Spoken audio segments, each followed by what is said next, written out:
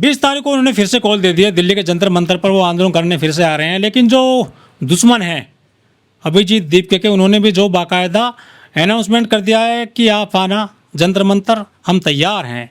तो ये जो 20 तारीख को फिर से उन्होंने कॉल दे रखी है, उसको लेकर क्या कहना चाहोगे? क्या उनको खतरा है जान माल का? मैं फिर कह रहा हूँ, धर्मेंद्र प्रधान का इस्तीफा क्यों चाहिए आपको? आप इस्तीफा क्यों मांग रहे हो? पहली बात तो बीजेपी में साफ कर रखा प्रधानमंत्री जी ने, हमारे यहाँ राजनाथ सिंह ने कहा था कि हमारे इस्तीफे नहीं होते हैं। और इस्तीफा हो भी जाए, वो दूसरा आएगा कोई मंत्री, ठीक है, शिक्षा मंत्री दूसरा आएगा ना। आप अगर डिमांड करो भारत सरकार से, प्रेशर डालो, नहीं है, पीएमओ ऑफिस पे सीधा आंदोलन करो और ये डिमांड करो कि भैया एक ऐसा एक्ट बनाओ, ऐसा कानून बनाओ कि जो भी पेपर लीक आउट करे, जो भी चोरी करे, शिक्षा को बर्बाद करे, उसको कम से कम राशुका लगे, उस पर उसे फांसी की सजा हो। इसकी क्यों मतलब वो नहीं कर रहे? सवाल ही। और तुम भैया धर्मेंद्र प्रधान के घर पे करो। हमने ये देखा जब भी आंदोलन हुए ना, उनके घरों पे हुए हैं। यूपी भवन पे होता है, हिमाचल भवन पे होता है, मंत्रियों घर पे होता है। कहीं हमला हुआ दूसरे देश में तो हमारे यहाँ पाकिस्तान के एम्बेसी पे करते हैं, फिलिस्तीनी पे करते हैं। हमने वहाँ परमिशन मिलेगी करने की? क्यों नहीं मिलेगी? पुलिस बकसेगी आपको? क्या है, हाँ, सवाल ये है कि आपको सेफ जोन चाहिए। रेड कारपेट है जंतर मंतर, नहीं है, वहाँ पुलिस और रक्षा और करती है, वहाँ तो डिफेंस और करती है। आज देखो बाबा साहब के नाम पे लोग कितनी गालियां देते हैं, मशहूर हो जाते हैं रातों रात।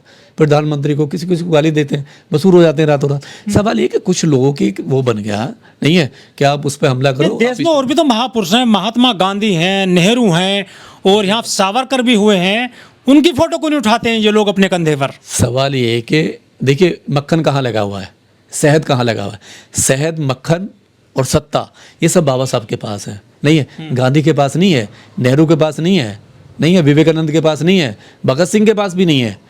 अगर आज ये है तो केवल एक आदमी के पास है जो पूरे साल इस देश में चर्चा का विषय बना रहता है, और वो है BR डॉक्टर अंबेडकर। अब लोगों ने क्या कर लिया, उसे अपने तरीके से यूज कर रहे हैं हर आदमी, कि उसे कैसे, अभिजीत ने कैसे यूज करा। अब अभिजीत ने एक बुक ले रखी है हाथ में, और क्या ले रखा है उसमें? ले रखा है अंबेडकर की आत्मकथा। यही है ना। बाबा साहब ने कभी भी अपनी आत्मकथा नहीं लिखी। बाबा साहब ने 1935-36 में एक बुक लिखी थी 20 पन्नों की, वो लिखी थी waiting for a visa. Visa के लिए उन्होंने एक, और उसमें क्या लिखा है? उन्होंने अपने अनुभव लिखे हैं बचपन से लेके जवानी तक के, और भारत में जब उन्होंने आंदोलन किया तब तक का वो उन्होंने वो लिखा, और 20 पन्नों की। और वो कोलंबिया यूनिवर्सिटी में 20 पन्नों की बुक पढ़ाई जाती है आज भी। सवाल ये कि जब बाबा साहब ने अपनी आत्मकथा लिखी ही नहीं है तो तुम्हारा कौन सा पब्लिशर है? वो बताओ किसने छापी है, वो कौन राइटर है उसका? बाबा साहब तो नहीं है। बाबा साहब ने लिखी है waiting for A visa.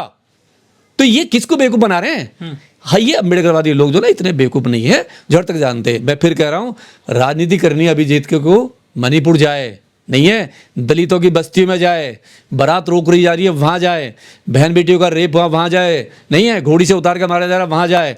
Vote चाहिए ना बाबा साहब के नाम पे, तो हिम्मत दिखाए ना, जाके वहाँ पे जाए, वहाँ पे इस फोटो को दिखा के वोट नहीं मिलेगा। और मैं फिर कह रहा हूँ जिस तरीके से स्टीम मीडिया इसको दिखा रही है ना आंदोलन को, स्टीम मीडिया, अरे उनका तो विरोध करते हैं वो लोग, उनको बाहर निकाल देते हैं आंदोलन से। राजस्थान में बाहर निकाले, वो यहाँ पे भी नारे लगाए गए थे। जंतर मंतर दिल्ली में जब आंदोलन हो रहा था, उनको बाहर कर दिया था, उनको निशाने पर लिया था मेन स्ट्रीम मीडिया को, गोदी मीडिया गो बैक। देखिए क्या है, मेन स्ट्रीम मीडिया सारा चैनल दिखा रहा है, उन पर थप्पड़ लगा, सारे चैनल ने दिखाया, और न्यूज़पेपर सारे प्रिंट मीडिया ने सब ने छापा। आज उनका डेली का इंटरव्यू आ रहा है, पेपर में आ रहा है, पेपर में आ रहा है। एक सोचने वाला है ये सवाल ये। अच्छा सपोज करो, चलो हम मान लेते हैं कांग्रेस जनता पार्टी, क्या ये संविधान इसकी इजाज़त देता है? क्या ये समाज में ये वर्ड ये सही है? क्या ये बच्चे कांग्रेस की औलाद हैं? कल को कोई जज आएगा, मैं कहता हूँ आपके चैनल की बड़ी जिम्मेदारी से, कल को कोई दूसरा जज आएगा, वो बेरोजगार को कुत्ता कह देगा, गधा कह देगा, नहीं है, तो क्या कोई कुत्ता पार्टी रख लेगा, गधा पार्टी रख लेगा? संविधान और लोकतंत्र के साथ में खुला मजाक है ये। बीजेपी के पास में जो वोटर है ना उसका वो फिक्स है, वो नहीं जा रहा कहीं भी। अब ये जो वोटर है ना, ये जो वोटर है, ये कहीं ना कहीं वो है जो बीजेपी से परेशान है, जो कांग्रेस की तरफ देख रहा है, बना हुआ है, जो फुटबॉल, जो कांग्रेस की तरफ देख रहा है, नहीं है, जो समाजवादी पार्टी की तरफ देख रहा है, जो बीएसपी की तरफ देख रहा है, जो विपक्ष की तरफ देख रहा है। उस विपक्ष को क्रैश करने के लिए, उसे खत्म करने के लिए कि आप अब देखिए आज कितना बड़ा नुकसान राहुल गांधी को हो रहा है। राहुल गांधी ठगे से महसूस कर रहे थे दिल्ली में कि भाई डंडे हम खा रहे हैं, नहीं है। हमारे बच्चे जो हैं वो पानी की बौछारों में जेल में जा रहे हैं, एनएसयूआई के आंदोलन कर रहे हैं और इसको रेड कार्पेट मिल रहा है। सवाल ये कि ये कर क्या रहा है? क्या महिलाओं की आवाज़ उठा रहा है? किसानों की आवाज़ उठाई है? मणिपुर जल गया उसकी आवाज़ उठाई है?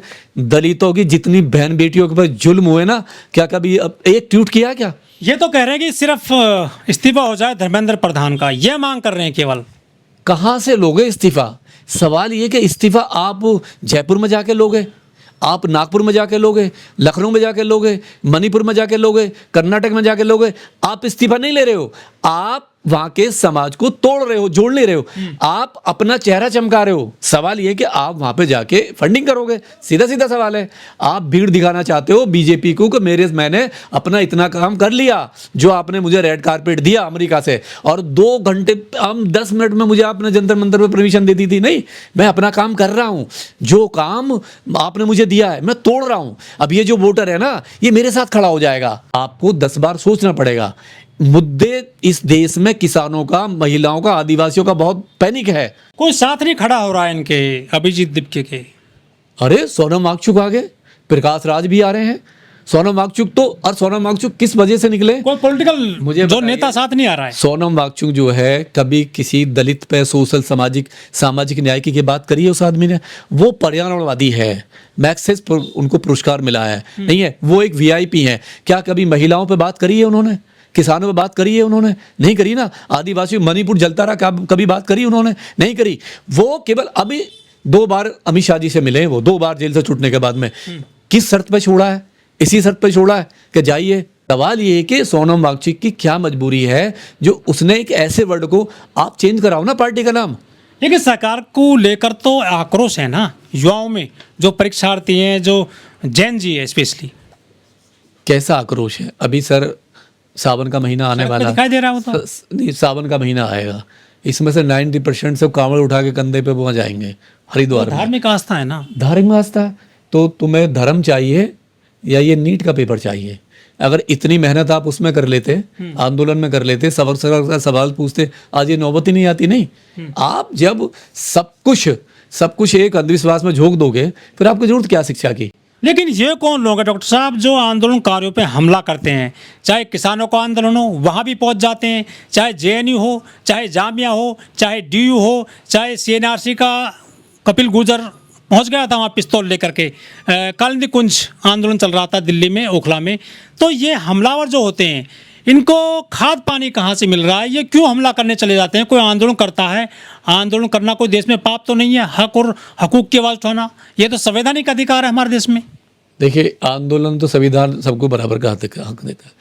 सवाल है कि लोग हमला करने का अधिकार कौन देता है? नहीं, ये वो लोग हैं जो कहीं ना कहीं इनके पीछे एक ऐसी ताकतें हैं, ऐसी शक्तियां जो उनको बढ़ावा देती हैं। ठीक है, ये जो 5 हमलावर हैं अभिजीत दीपके पर, इनमें से जो है 2 ब्राह्मण हैं और एक राजपूत भी है और एक है ओबीसी गुजर और एक अन्य है। तो ये जो संघ के बताए गए हैं, जो बीजेपी सोच के लोग बताए गए हैं।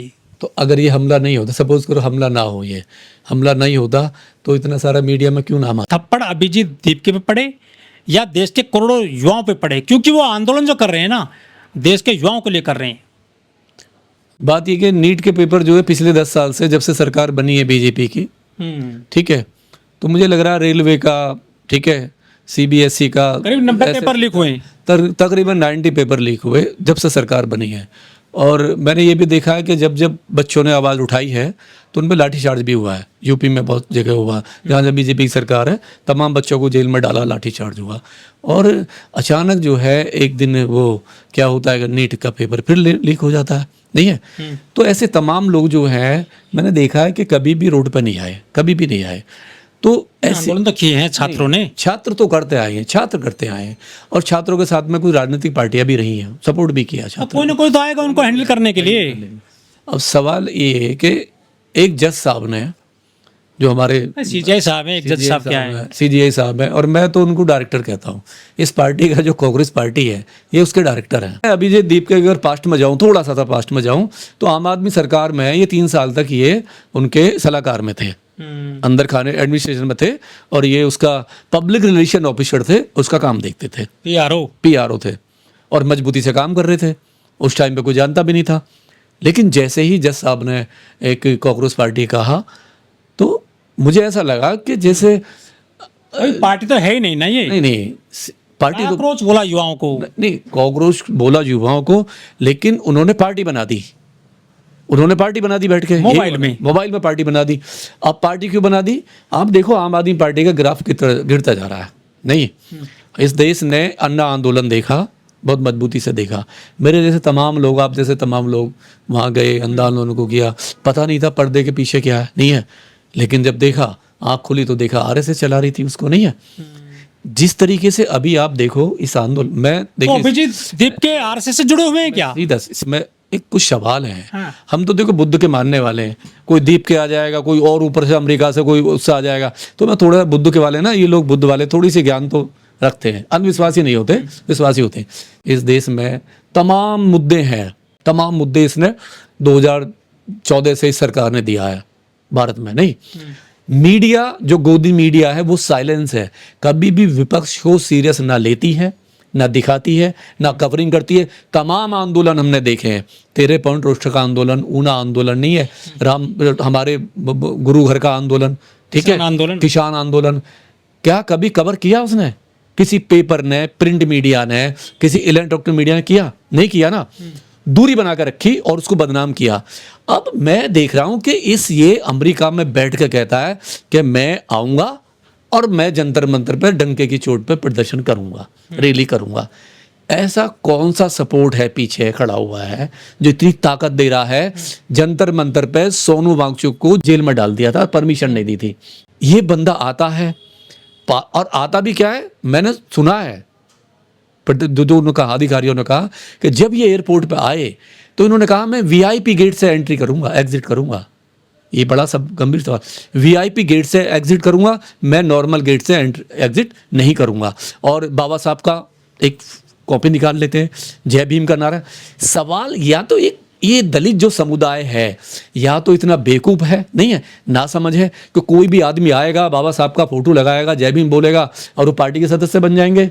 ओमदेव जी, एक नाचने गाने ठुमके लगाने वाले के जो फॉलोवर होते हैं ना, मिलियंस में होते हैं, करोड़ों में होते हैं, क्या वो वोट में कन्वर्ट कर देंगे उसको? क्या पार्टी बना लेंगे वो? सवाल ये कि ये जो बच्चे हैं ना, ये जो बच्चे हैं, ये परेशान बच्चे हैं, इनके साथ धोखा हो रहा है। ये जो नीट का जो पेपर लीक आउट हो रहे, तमाम जो युवा जो इनके साथ लग रहे हैं, आवाज तो बन रहे हैं ना अभिजीत दीप के उनकी। कैसे आवाज बन रहे हो आप? जयपुर कौन बन रहा है फिर उनकी आवाज? देखिए क्या है, कांग्रेस पार्टी, मैं कांग्रेस पार्टी की विचारधारा को सहमत नहीं करता, लेकिन अगर आज के दौर में देखा जाए तो विपक्ष की भूमिका जो रोड पर निभा रही है, जो इससे दो हाथ कर रही है, एनयूसीआई कर रही है, उसका जो उसकी सेल है, नहीं है, वो डंडे खा रही है। यही सरकार डंडे मार रही है और इसको रेड कारपेट मिल रहा है। अभिजीत के को रेड कारपेट दे रही है सरकार। अरे उन पर थप्पड़ पड़े हैं राजस्थान में, आप रेड कारपेट की बात कर रहे हैं। सर क्या है ना, हमारे केजरीवाल जी जब खंबे पे चढ़ते थे ना तो कोई भी थप्पड़ मार जाता था, बिजली काटने जाते थे, रोड पे कोई भी साई फेंक देता था। उससे क्या होता है, ये जाल है, नेट है, एक सिंपैथी क्रिएट करने के लिए, सिंपैथी क्रिएट करने के लिए हम चुनाव नहीं लड़ेंगे, पार्टी नहीं बनाएंगे। सर हाँ, ये तो केजरीवाल जी कहते थे, नहीं है, ये तो केजरीवाल जी कहते थे मैं तो कभी पार्टी में, कभी राजनीतिक पार्टी में नहीं जाऊंगा, नहीं है कभी। लेकिन आए ना केजरीवाल, जो ये कहता हो ना अपने मुंह से आंदोलन वाला कि मैं राजनीति नहीं करूंगा, समझ लो वो सिग्नल दे रहा राजनीति में जाने का।